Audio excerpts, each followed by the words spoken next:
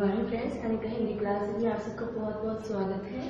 कल हमने वर्ण का टॉपिक देखा था। यहाँ वर्ण में हमने देख लिए थे अल्पप्राण महाप्राण, उसके अलावा हमने देखे थे कोश अघोष। अल्पप्राण महाप्राण को वापस एक बार देखते हुए आगे हम देखेंगे। तो वल्प्राण वर्गों के पहले तीसरे और पांचवा वर्ण और वर्गों का दूसरा और चौथा व्यंजन, ठीक है। और अंतस्थ सभी अंतस्थ यानी कि और महाप्राण में आ जाएंगे सर, ठीक है। तो ये हमने कल देख लिया था। क्या है वर्गों का पहला यानी क, ख और ग, ख को छोड़ के ग और ण। इस तरह से पहला, तीसरा और पांचवा वर्ण और अंतस्थ सभी चार हैं, ये आ जाएंगे हमारे अल्पप्राण में। वर्गों का दूसरा और चौथा वर्ण यानी अगर हम कै वर्ग की बात करें तो दूसरे में आ गया ख और चौथा आ गया ख, ये हो जाते हैं हमारे महाप्राण। साथ ही श, स, ह जो संघर्षी व्यंजन है, जिसको हम ऊष्मीय व्यंजन भी कहते हैं, ये महाप्राण में आते हैं, ठीक है। आगे हम चलते हैं। उच्चारण स्थान के आधार पर वर्ण कौन कौन से होते हैं ये हम देखेंगे।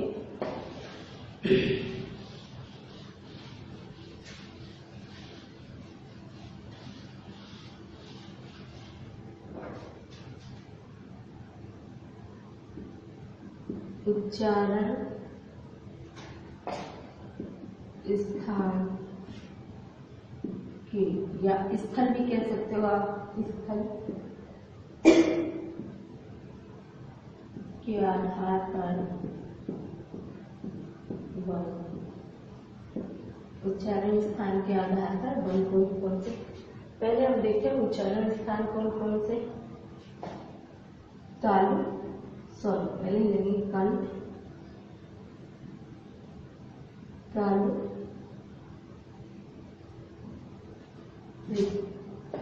मूंधा,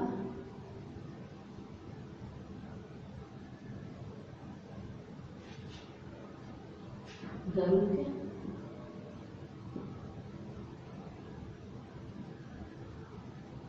ओष्ठ,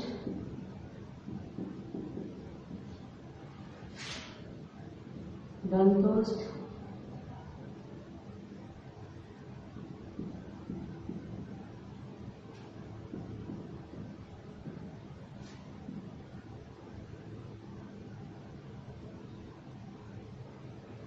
वस्य, नासिक्य, ये हो, ठीक है। तो ये हो गए हमारे उच्चारण स्थल। कंठ, तालु जो हम बोलते हैं जीभ के नीचे का तालु, मूंधा जो टॉप है हमारा, जीभ के ऊपर का हिस्सा, दांत, ओष्ठ हमारे होठ, दंत ओष्ठ यानी दांत और होठ दोनों को स्पर्श करने का इसमें, और नासिक यानी हवा नाक से निकलेगी, ठीक है। तो इनको देखते हुए हम आगे चलते हैं।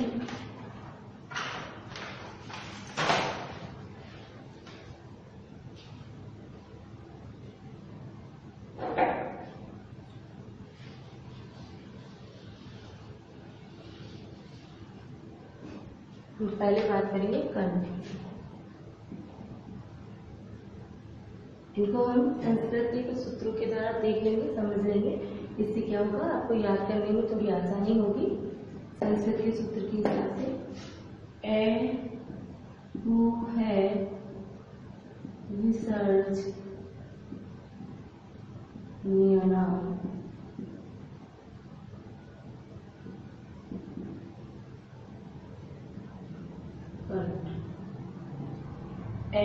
विसर्जिया नाम कंठ। अब इसमें देखिए कौन कौन सा है, ये पूरा एक सूत्र की तरह हमने लिख दिया। इसमें आएगा ए, कै वर्ग पूरा, कै वर्ग, विसर्ग का हम जो यूज करते हैं ये विसर्ग, और एक ये है ए कैपुरा वर्ग, विसर्ग और है, ये सब कंठ से बोले जाते हैं, इसलिए इन्हें कंठ कहा जाता है। कंठ यानी कंठ शाखा भी हम बोल सकते हैं, कंठ कहा जाता है। आगे हम बात करेंगे तालु की।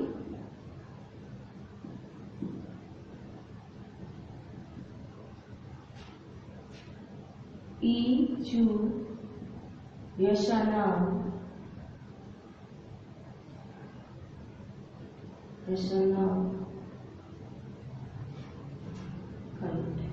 सॉरी ईचु यशानाम तालु, इनको हम तालव्य भी कहेंगे, तालव्य। तालु शाखा भी कहा जाता है इन्हें। इसमें ई का मतलब ई और छोटी ई और बड़ी ई दोनों आ जाएंगी, यहाँ ए आ दोनों आ जाएंगे। इसके आगे हम बात करेंगे चे की, चेवर पूरा, चेवर विषय संजय। ई यानी छोटा और बड़ा ई दोनों, चे और शय, चेवर पूरा और शय संजय वाला, ठीक है, इनको हम बोलेंगे तालव्य। आगे हम बात करते हैं मूर्धा।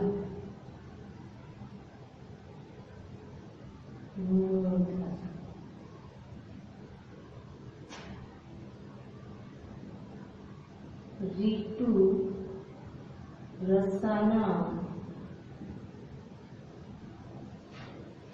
मूर्धा,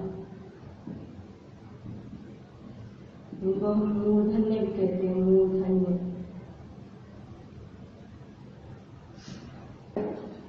ऋतु रसानाम मूर्धा। अब इसमें कौन कौन से हैं? री छोटी री है ये, इसके अलावा संस्कृत में बड़ी री चलती है, वो भी इसके अंदर आती है। हम बात करेंगे टे वर्ग पूरा, र और स।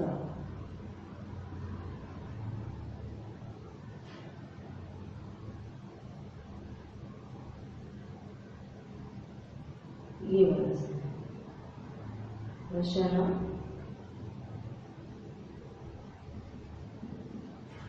ऋतु रचना श गीत और एक री टे वर्ग पूरा षटकोण वाला और र ये सब आएंगे मूर्धा में, यानी मूर्धन्य कहा जाएगा इनको। ऋतु रसाना मूर्धा। हम जब बोलते हैं तो हमारे जीभ के ऊपर के जो टॉप के हिस्से को टच करती है उसी ही हम मूर्धा कहते हैं। आगे हम बात करेंगे दंत।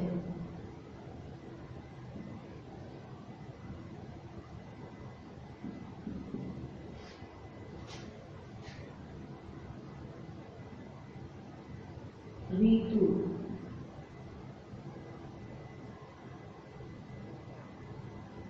रसाना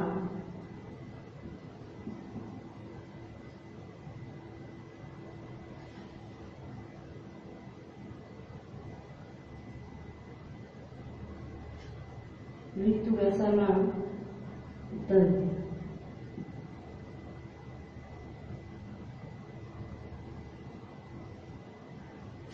ऋतु रसाना दंत। इनमें कौन कौन से आएंगे? देखिए ये जो री है इसको हम नहीं देख रहे क्योंकि ये संस्कृत में चलती है। तेवर पूरा आ जाएगा इसमें। आगे हम बात करेंगे ले आ जाएगा, स्लेट वाला जो आता है वो आ जाएगा। इनको बोलते हैं दंत। कौन कौन से आगे? एकु है विसर्जन कंठ, ए आ दोनों आएंगे, क वर्ग पूरा विसर्ग आएगा और है, ये आ जाते हैं कंठ में। ईचु नाम तालु अगला सूत्र है और इसमें है ई में मतलब छोटा और बड़ा दोनों ही, छ वर्ग पूरा सहसर्जम। इन वर्णों को बोलते हैं तालव्य या तालु शाखा। आगे चलते हैं मूर्धन्य की तरफ। री छोटा और बड़ा दोनों, जो कि संस्कृत में चलता है बड़ा वाला, ये छोटा है। टे वर्ग पूरा षटकोण वाला और बात करते हैं दंत में टे वर्ग पूरा ल और स, ये आ जाते हैं दंत। ठीक है, आगे चलते हैं हम। ओष्ठ,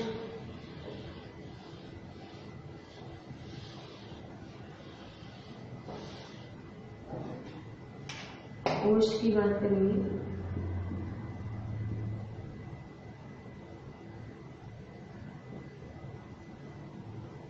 ओष्ठ में पै वर्ग वाला आ जाएगा, तो उपपद मानिए ओष्ठ, ऐसे है एक सूत्र, उपपद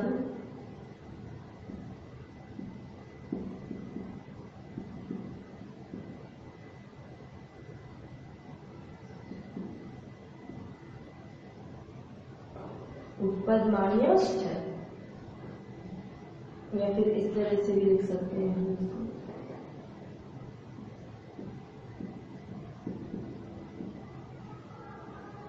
उपपद मानिए ओष्ठ है। इसमें कौन कौन से आ जाएंगे? उ में छोटा और बड़ा दोनों आ जाएंगे, और पै वर्ग पूरा आएगा, पै वर्ग पूरा आ जाएगा, और उ में छोटा और बड़ा दोनों आ जाएंगे। इनको कहा जाता है ओष्ठ, या इसे ओष्ठ है इस तरह से, या फिर इनको ओष्ठ सका भी कहते हैं। हम इनको बोलते हैं तो हमारे होठ जो होते हैं वो ज्यादा सक्रिय होते हैं, जैसे पा पा, इस तरह से जब हम इनका उच्चारण करते हैं तो होठों पे ज्यादा हम जोर देते हैं। तो ये हो गए ओष्ठ। आगे हम बात करेंगे नासिक्य।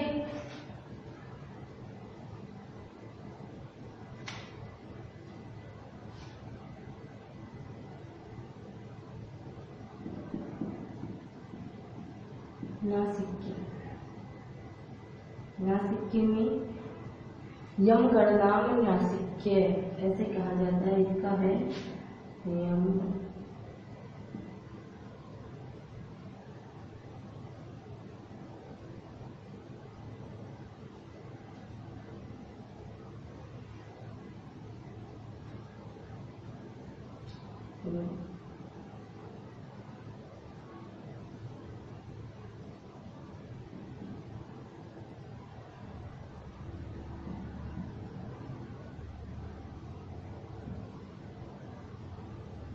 यम गणनाम नासिक्य। इनमें कौन सा हो गया?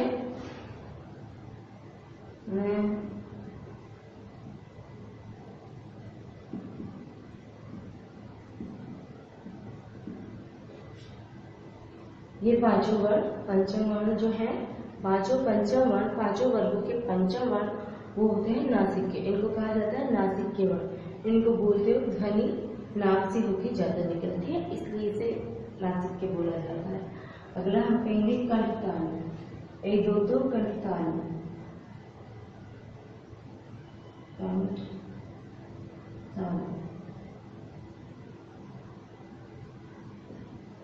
आई दो दो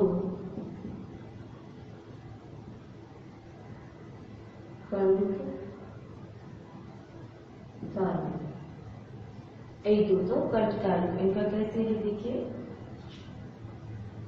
ए और आई दोनों आ जाएंगे।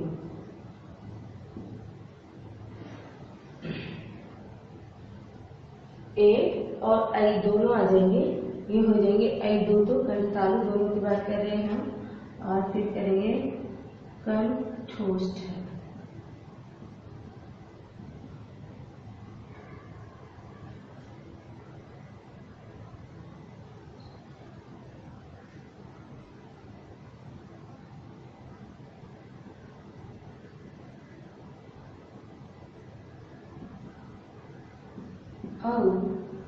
दो दो कंठोष्ठ, अवधूत कंठोष्ठ है। इसमें कौन कौन सा आ जाएगा?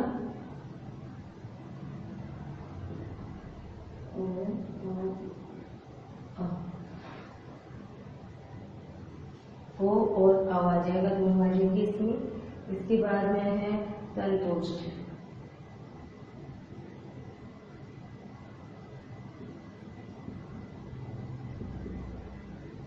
दंतोष्ठ में बकारास्त दंतोष्ठ है, वेकारास्त